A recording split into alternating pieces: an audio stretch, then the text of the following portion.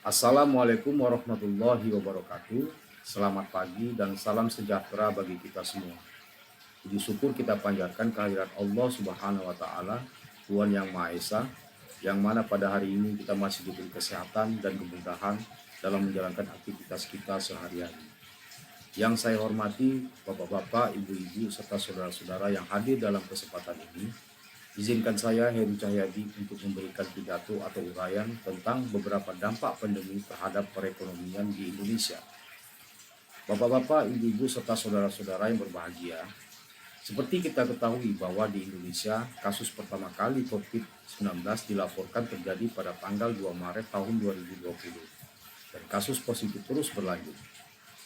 Berdasarkan data dari covid19.go.id pada akhir tahun 2020, bahwa jumlah terkonfirmasi COVID-19 di Indonesia sebanyak 743.198 orang, yang sembuh sebanyak 611.097 orang, dan yang meninggal dunia sebanyak 22.138 orang. Pada akhir Desember 2021, jumlah terkonfirmasi COVID-19 sebanyak 4.262.720 orang, yang sembuh sebanyak 4.114.334 orang, dan yang meninggal dunia sebanyak 144.088 orang.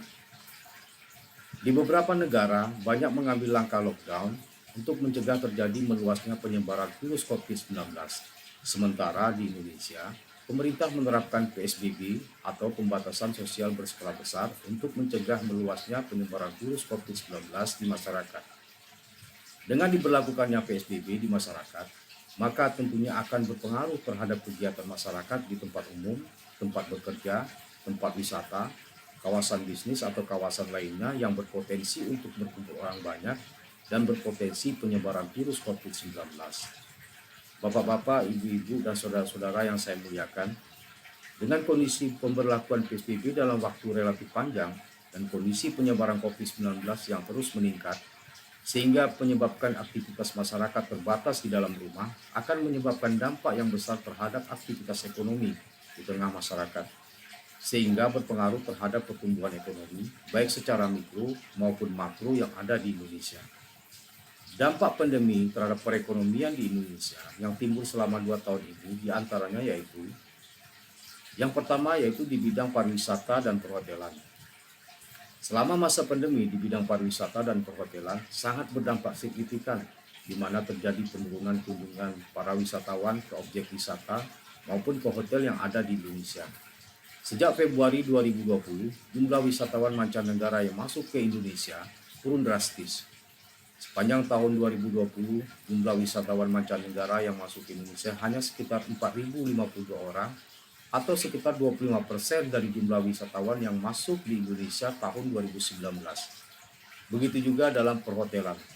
Menurut Ketua PHRI atau Perhimpunan Hotel dan Restoran Indonesia, Haryadi P. Sukamdhani, tingkat okupansi hotel rata-rata 30%. Artinya sekitar 70% kamar hotel tidak terisi alias kosong. Dampak berikutnya adalah di bidang UMKM atau usaha menengah kecil dan mikro. UMKM sangat berdampak di masa pandemi hingga mengancam kelangsungan bisnis pelaku. Hal ini disebabkan oleh turunnya tingkat konsumsi masyarakat, terbatasnya aktivitas di tengah pandemi membuat ekonomi tertekan sehingga masyarakat menahan diri untuk berbelanja. Adapun dampak yang ditimbulkan oleh adanya pandemi di UMKM ini meliputi 5 aspek, yakni aspek pertama adalah aspek penjualan. Rata-rata penurunan penjualan UMKM sebesar 61%. Yang kedua, aspek laba usaha. Rata-rata penurunan laba usaha sebesar 61%. Yang ketiga adalah aspek permodalan. Jumlah UMKM yang mengalami permasalahan modal meningkat menjadi 71,4%. Yang keempat adalah aspek jumlah karyawan. Pada aspek ini, UMKM melakukan pengurangan jumlah karyawan sebesar 22%. Dan yang kelima adalah aspek kemampuan pembayaran angsuran bank. Hampir semua pelaku UMKM, terutama pelaku usaha mikro, mengalami kendala dalam melaksanakan kewajiban terhadap perbankan, berdasarkan sumber data dari Litbang. Bapak-bapak, ibu-ibu, dan saudara-saudara yang saya hormati, dampak dari pandemi berikutnya atau yang ketiga adalah dampak meningkatnya jumlah pengangguran. Gangguan terhadap aktivitas ekonomi karena kebijakan penguncian wilayah untuk menahan penyebaran virus telah menyebabkan banyak perusahaan menutup usaha dan mengalami kebangkrutan yang berdampak pada pengurangan jumlah pekerja maupun pemutusan hubungan kerja atau PHK. Secara besar-besaran terutama pada sektor yang paling terdampak pandemi. Berdasarkan data Kementerian Ketenagakerjaan atau Kemenaker per 7 April tahun 2020, tercatat sebanyak 39.977 perusahaan di sektor formal yang memilih merumahkan dan melakukan PHK terhadap pekerjanya. Total ada 1.010.579 orang pekerja yang terkena dampak ini. Rinciannya, 873.090 pekerja dari 17.224 perusahaan dirumahkan, sedangkan 137.489 pekerja di PHK dari 22.753 perusahaan. Bapak-bapak, ibu-ibu, dan saudara-saudara yang saya hormati, dari ketiga dampak tadi tentunya pemerintah juga melakukan tindakan-tindakan dengan mengeluarkan kebijakan untuk mengatasinya, agar tidak terdampak lebih buruk ke depannya. Menurut Kemenq atau Kementerian Keuangan, terdapat 3 kebijakan yang dilakukan, yaitu peningkatan konsumsi dalam negeri, peningkatan aktivitas dunia usaha, serta menjalin stabilitas ekonomi dan ekspansi moneter. Kebijakan tersebut dilaksanakan secara bersamaan dengan sinergi antara pemegang kebijaksanaan fiskal, pemegang kebijaksanaan moneter, dan institusi terkait. Pemerintah berusaha menggerakkan dunia usaha melalui pemberian insentif atau stimulus kepada UMKM dan korporasi.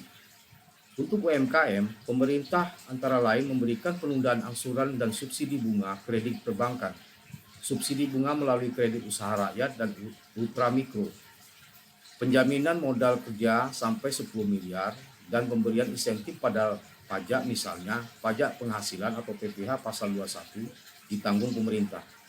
Untuk korporasi, pemerintah memberikan insentif pajak antara lain bebas PPh pasal 22 impor, pengurangan angsuran PPh pasal 25, dan pengembalian pendahuluan PPN, menempatkan dana pemerintah di perbankan untuk restrukturisasi debitur.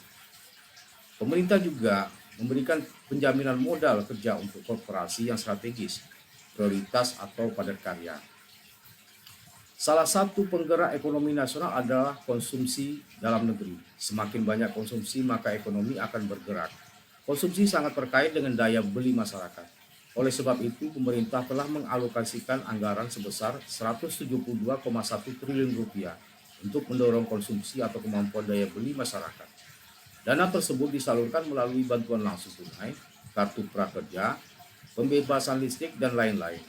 Pemerintah juga mendorong konsumsi kementerian atau lembaga pemerintah daerah melalui percepatan realisasi APBN atau APBD. Konsumsi juga diarahkan untuk produk dalam negeri sehingga memberikan multiplier efek yang signifikan. Bapak-bapak, ibu-ibu, dan saudara-saudara yang saya hormati, itulah tadi beberapa dampak pandemi terhadap perekonomian di Indonesia, dan dari dampak itu tentunya pemerintah juga menangani dengan sebaik-baiknya dengan mengeluarkan kebijakan yang tepat sasaran kepada masyarakat terdampak pandemi. Semoga pandemi di Indonesia ini berakhir dan masyarakat dapat melakukan aktivitas secara normal kembali. Demikian pidato dan uraian dari saya. Mohon maaf atas segala kekurangan. Saya akhiri dengan wassalamualaikum warahmatullahi wabarakatuh.